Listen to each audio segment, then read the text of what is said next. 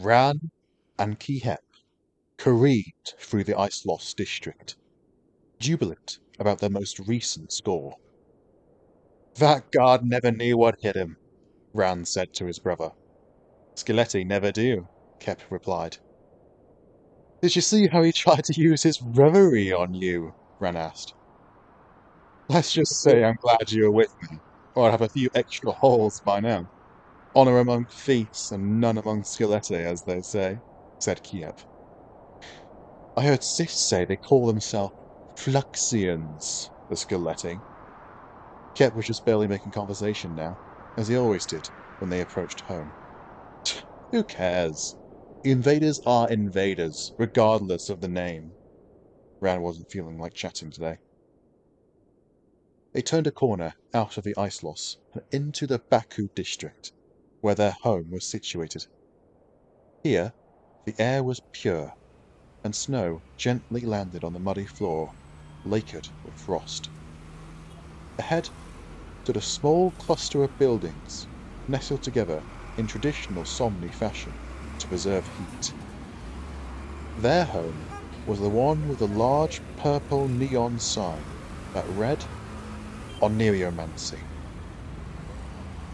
Khep gently pried open the door, hesitant to enter first. Before the twins could bicker about it, a soft, warm voice trickled out of the building, as the sun does a thin layer of cloud. And where have you been, Khep? Ran? Get in here now, it's too late to be out and about. The two boys crossed the threshold and belayed to their room. Oh, stop! Pockets. Sol, their sister and owner of the warm voice, said, with a stern look upon her dark face.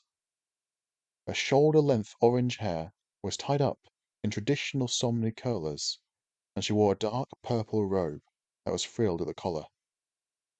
Her deep, hazel eyes were intensely focused on them. The boys shuffled uncomfortably under Sol's gaze and outturned their pockets, letting the spoils of their job fall to the floor.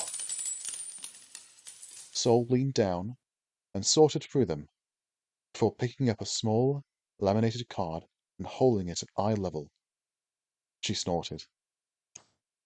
Boys, what have I told you about the Skeletti?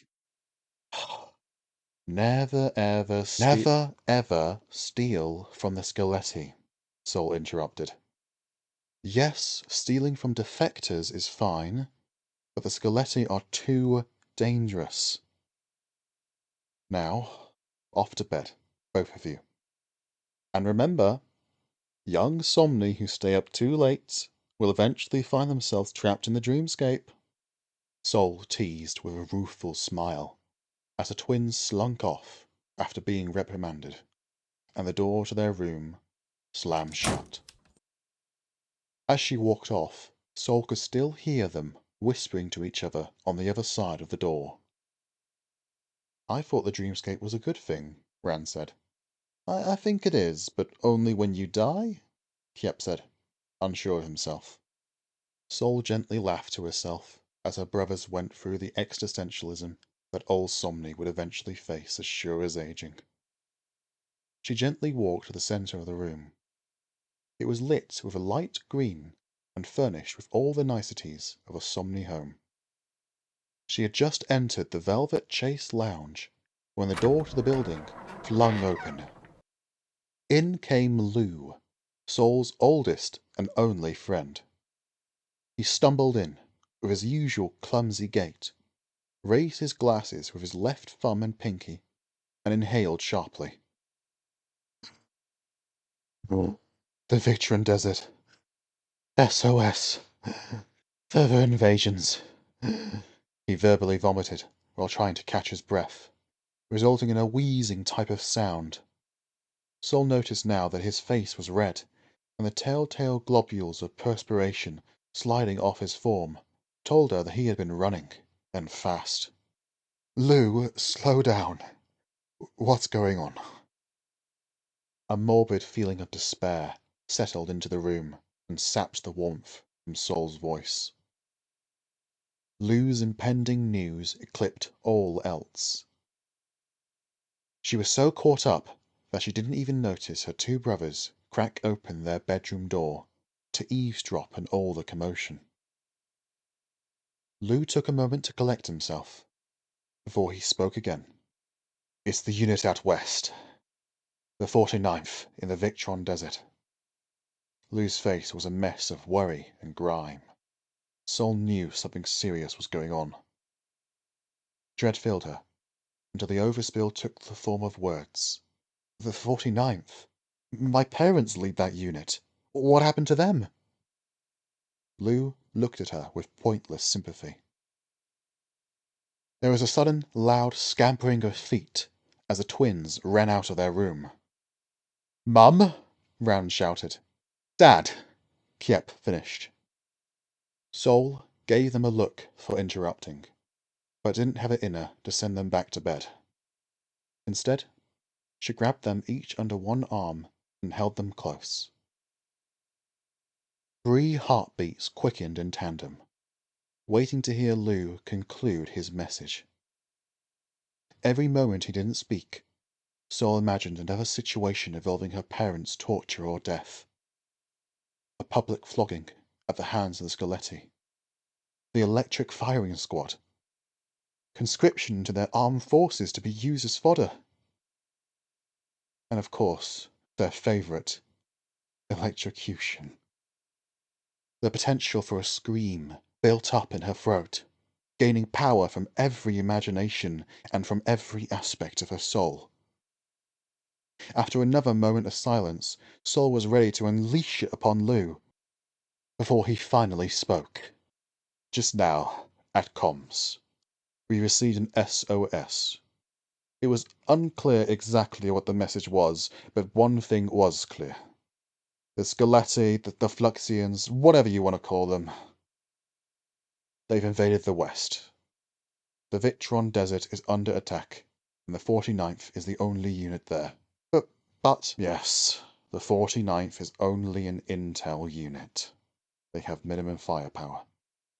Only the standard issue long blade, no cavalry, and 1 Lucidite, or Decayer, as the Skeletti call them.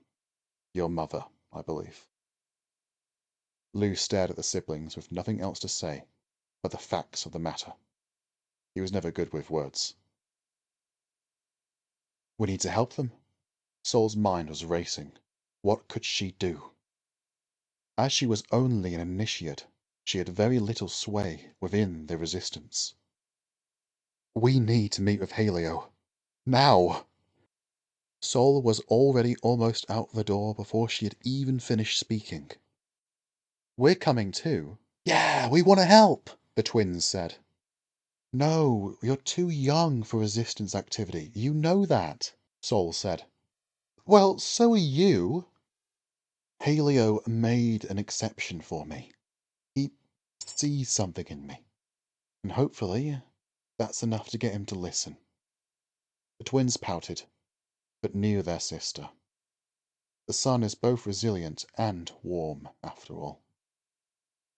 Lugh jumped aside as Sol barged through the door, having changed into her fatigues in record time, and tailed along behind her like a pup his master. And before long, the twins sat alone in the house. "Do you think Mum and Dad will be alright?" Khep asked his brother.